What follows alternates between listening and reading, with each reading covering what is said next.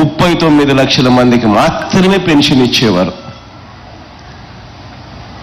కానీ ఈరోజు మీ బిడ్డ ప్రభుత్వంలోకి వచ్చిన తర్వాత మార్పు ఒక్కసారి చూడమని చెప్తా ఉన్నా.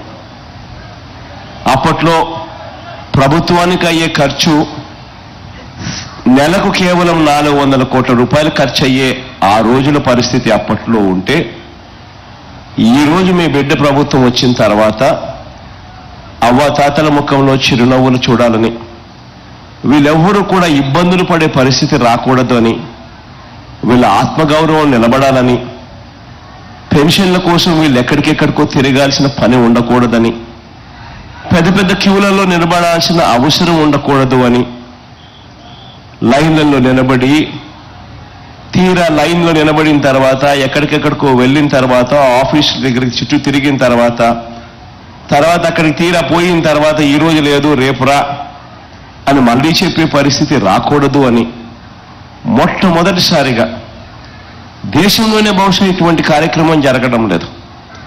మొట్టమొదటిసారిగా మీ బిడ్డ మీ గురించి ఆలోచన చేశాడు, అవ్వ తాతల గురించి ఆలోచన చేశాడు, వారి ఆత్మగౌరవాన్ని గురించి ఆలోచన చేశాడు, వారి కష్టం గురించి ఆలోచన చేశాడు.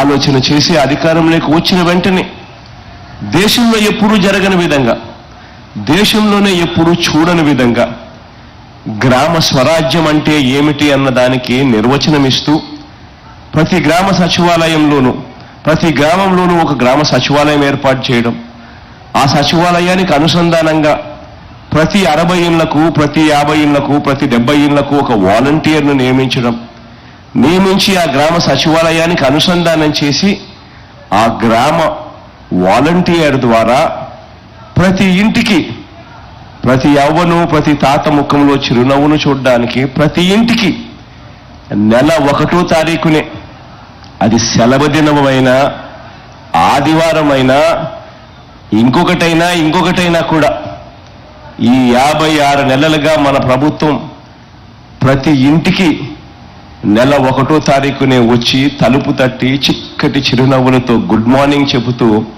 ప్రతి యవ్వను, ప్రతి తాతను వాలంటీర్లు ఒక మనవడిగా, ఒక మనవరాలిగా పలకరిస్తూ అవ్వ తాతలకు అండగా ఉంటూ పెన్షన్ నేరుగా చేతుల్లోనే పెడతా ఉన్న పరిస్థితి గతంలో ఎప్పుడూ చూడని విధంగా జరుగుతూ ఉంది.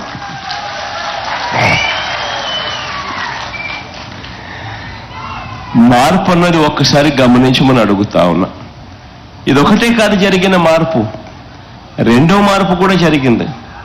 మన ప్రభుత్వం రాకమునుపు ఎన్నికలకి 2 నెలల ముందు వరకు ఆ అవ్వాతాతలకు ఇస్తా ఉన్న పెన్షన్ కేవలం అప్పట్లో 1000 రూపాయలు మాత్రమే ఇస్తా ఉన్న పరిస్థితి ఉంటే, అది కూడా కేవలం అరకొరగానే కేవలం 39 లక్షల మందికి మాత్రమే ఇస్తా ఉన్న పరిస్థితి ఉంటే, అది కూడా జన్మభూమి కమిటీలకు లంచాలు ఇచ్చుకునో, లేకపోతే జన్మభూమి కమిటీలు మీరు ఏ పార్టీ వారు అని చెప్పి అడిగి తెలుసుకుని వివక్ష చూపుతూ ఇచ్చే పరిస్థితి నుంచి మీ బిడ్డ ప్రభుత్వం వచ్చిన తర్వాత ఈరోజు అర్హత ఉన్న ఏ ఒక్కరైనా కూడా వాళ్ళు చివరకు గత ఎన్నికల్లో మన పార్టీకి ఓటు వేశారా లేదా అన్నది కూడా పక్కన పెట్టి, కులం చూడకుండా, మతం చూడకుండా, రాజకీయాలు చూడకుండా, వర్గాలు చూడకుండా, చివరికి ఏ పార్టీ మనుషులు అని కూడా చూడకుండా ప్రతి ఒక్కరిని కూడా నా అవ్వ, నా తాత అని చెప్పి గుండెల్లో పెట్టుకుని చూసుకున్న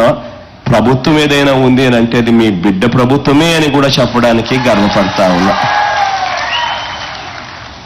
అందులో భాగంగానే అందుకే గతంలో 39 లక్షలు మాత్రమే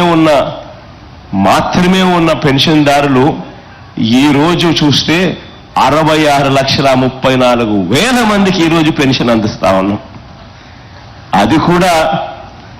అది కూడా ఎన్నికలకి 2 నెలల ముందు వరకు కూడా 1000 రూపాయలు ఇస్తా ఉన్న గత ప్రభుత్వం మాదిరిగా కాదు. ఈరోజు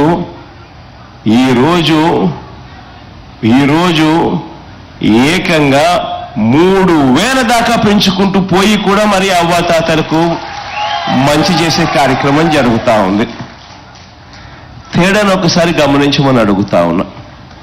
ఈ విషయాలన్నీ కూడా ప్రతి ఒక్కరికి కూడా తెలిసి ఉండాలి. ఎందుకనంటే అవ్వాతాతల గురించి ఏదైనా పట్టించుకోవాలన్నా, మనసులో ప్రేమ ఉండాలి. ఆ అవ్వల మీద, ఆ తాతల మీద, ఆ భాగ్యుల మీద, వారి మీద మనసులో ప్రేమ ఉంటేనే ఇటువంటి కొత్త కొత్త రకమైన ఆలోచనలు, ఇటువంటి మంచి చేసే ఆలోచనలు బయటకు వస్తాయి. గత పాలకులను చూశారు, నాకన్నా ముందు చంద్రబాబు నాయుడు గారిని కూడా చూశారు. ఆయన ఎప్పుడు అంటా ఉంటాడు, 14 ఏళ్ళు నేను ముఖ్యమంత్రిగా చేశానంటా ఉంటాడు, నేను 3 సార్లు ముఖ్యమంత్రిగా పరిపాలన చేశానని కూడా చెప్తా ఉంటాడు ఆయన. కానీ 3 సార్లు ముఖ్యమంత్రి అయి ఉండొచ్చు, కానీ 14 ఏళ్ళు ముఖ్యమంత్రిగా పరిపాలన చేసి కూడా ఉండొచ్చు.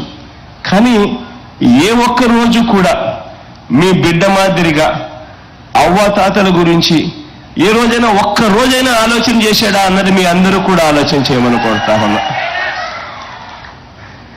కారణం ఏమిటి అని అంటే, మనసులో ఉండాలి ప్రేమ. ప్రేమ మనసులో ఉంటేనే అది చేతల్లో బయటకు వస్తుంది. అప్పుడే అవ్వాతాతల ముఖంలో చిరునవ్వును చూడాలని తాపత్రయం ఉంటేనే ఆ ప్రేమ అనేది బయటకు వస్తుంది. ఈ విషయాలన్నీ కూడా నేను ఎందుకు చెప్తా ఉన్నాను అనంటే, రాబోయే రోజుల్లో మీరంతా కూడా చూస్తూ ఉన్నారు, ఏ మాదిరిగా జరుగుతూ ఉన్నాయి రాజకీయాలు అనేది మీరే చూస్తూ ఉన్నారు. అసలు రాజకీయాలు అన్నది నిజంగా పాతాళానికి వెళ్ళిపోయాయి. విలువలు లేవు, విశ్వసనీయత లేదు.